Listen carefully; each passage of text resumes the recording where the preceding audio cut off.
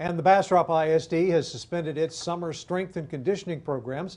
That's after 3 student athletes tested positive for COVID-19. We asked the district about it after receiving a tip from a viewer. KXAN's Alex Caprariello found out what administrators plan to do to try to keep students safe.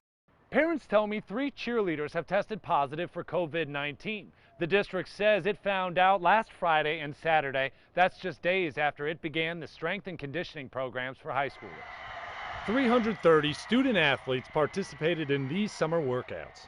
The district says they have no way to tell whether or not the 3 students got sick at the camp. Regardless, they've been quarantined, and their coaches and fellow athletes who were working out close to them will now monitor their symptoms from home for the next 2 weeks. The district says it had strict protocols in place. There were daily temperature checks, athletes maintained social distance, weights were disinfected, and locker rooms were closed off. And BISD isn't alone. The San Marcos Consolidated Independent School District also had issues this summer. It had to suspend its summer conditioning after 1 athlete tested positive. School districts are doing the best they can to prepare for an unknown and an uncharted territory. We promise that when it's safe to return, we're going to go through the workouts and we're going to prepare for the fall sports and we're going to prepare for another school year.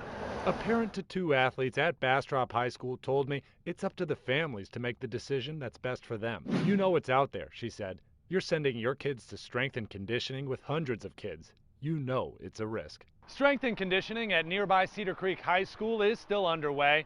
The summer workouts at Bastrop High will begin again on June 29th.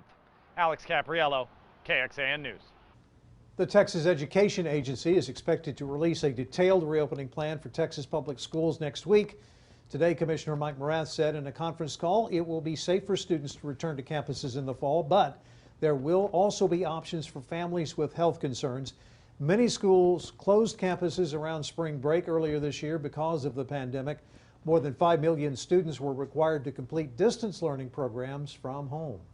The Austin Independent School District also released more details today, giving families a better idea of what school might look like in the fall.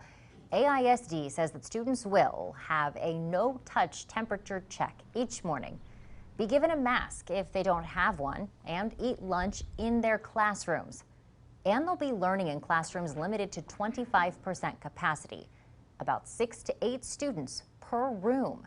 The district was clear in saying that there will likely be a point in time when a school may be forced to change from an on-campus model because of COVID-19 exposure.